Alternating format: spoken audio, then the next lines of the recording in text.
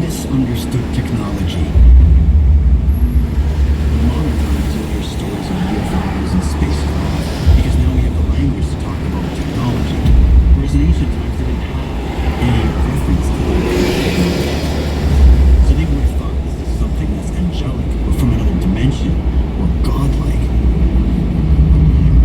The fact that the U.S. government has investigated thousands and thousands of reports leads me to think that they may know much more than what they let us believe.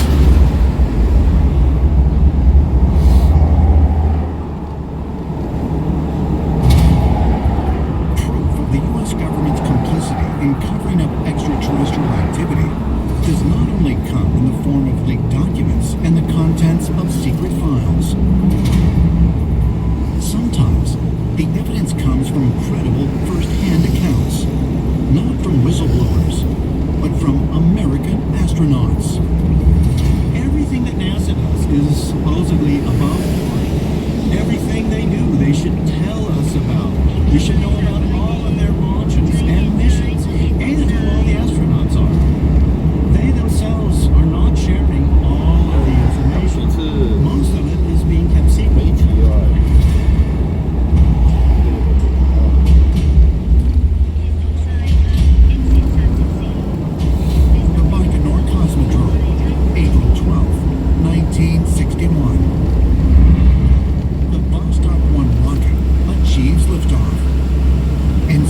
Cosmonaut Yuri Gagarin is heralded as the first human in space.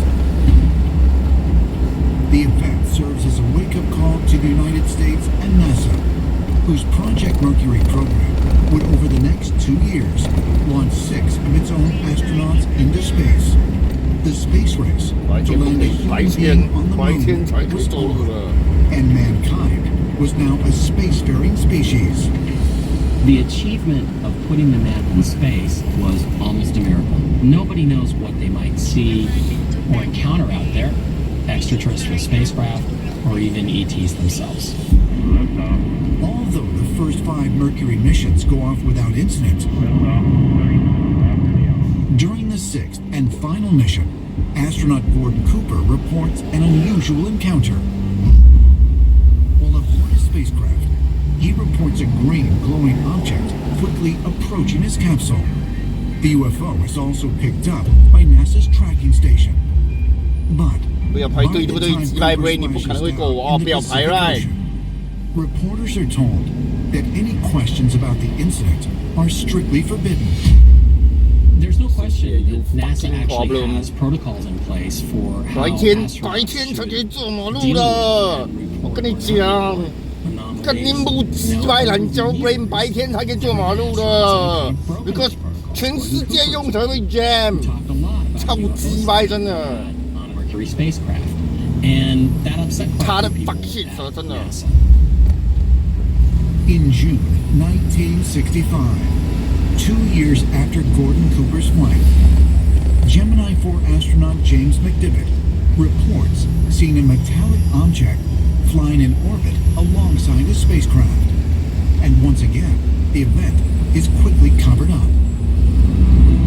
There have been many stories over the years coming from astronauts in various missions, from the Mercury missions, from the Apollo missions, and even from Soviet missions to space, where astronauts have come out and said that they've seen these UFOs flying around, that they've been followed, that they've seen unconventional aircraft on some of the missions. There's a story in the Apollo 11, where the Apollo 11 spacecraft was followed for many, many hours by an object that was so strange that they actually reported on it through their private channels.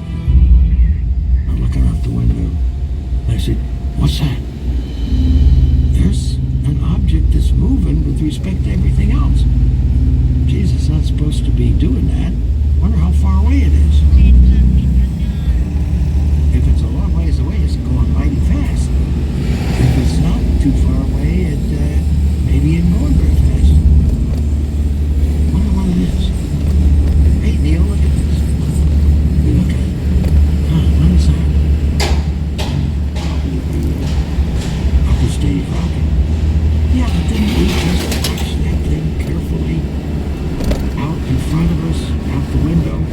paid attention and go, "Phew." Well, I guess that's not what we're doing, 'cause that's a long ways away. What's the odds that it's some alien or Russian or something else? But we were not about to cancel the moon mission and putt over there to find out which one it was. There's been many astronauts that have come forward that have talked about this. So it seems like some of them want to talk about it, and others are either afraid to talk about it or they've been silenced for some reason. One person involved with the early space program who did not remain silent was Joanne Donaldson, a young biomedical engineer at NASA. In 1972, during the Apollo 17 moon mission, Donaldson's job was to monitor the astronauts' vital signs and to observe their pre-flight and post-flight recovery. Ron Evans was in charge of the command module while Gene Cernan and Harrison Schmitt were on the surface of the moon. When the command module would orbit the moon, part of the orbit would take it behind the moon, what we call lost in signal to mission control. Day 2, Ron came out from behind the moon, reported into mission control, and Gene comes up on the comm lake and says, "Hey Ron, you're not lonely up there without us, are you?" And Ron reported back, says, "No, I got company." Everybody was just kind of taken back. It's like, company? That in itself implies that there was something else up there with him. Well, mission control's first reaction was, "Guys, are you joking?" And Ron says, "No, this is not a joke. There is an object flying in formation with me up here circling the moon." Well, when Ron reported that the object was leaving his orbit, he calculated that they had been in formation with him for approximately 5 to 5.5 orbits of the moon. But as far as the public was concerned, nothing out of the ordinary happened. At the exact moment that astronaut Ron Evans reported he was not alone, NASA officials disconnected the public feed from media outlets. The following day, NASA ordered a conference call for everyone involved in the incident. We were all told we were going to continue on with the mission as if nothing has happened, and do not discuss this anomaly with anyone outside of your command. After the Apollo 17 crew splashed down in the Pacific Ocean, Joanne Donaldson examined Evans as part of the post-mission recovery procedure. Ron was sitting up on the side of his bunk, and he goes, "Well, I'm reliving what I saw while I was in orbit around the moon. I don't think the Russians launched something this big in orbit. I estimate this thing was 40, 45 feet long. It was cigar shaped." Now, any cylindrical object like that is not going to be something that we made. So what was it? Clearly, it was not one of ours. We trust these astronauts to report back on what they see. They're essentially scientists that are exploring space on our behalf. But a lot of people are unaware of the fact that many of our astronauts have spoken openly about UFOs. Many of them were fighter pilots before they became astronauts, and they have seen craft flying as pilots. Could it be they've been pulled aside and told, this is all you're allowed to say and no more, because NASA is trying to silence these astronauts from telling the truth?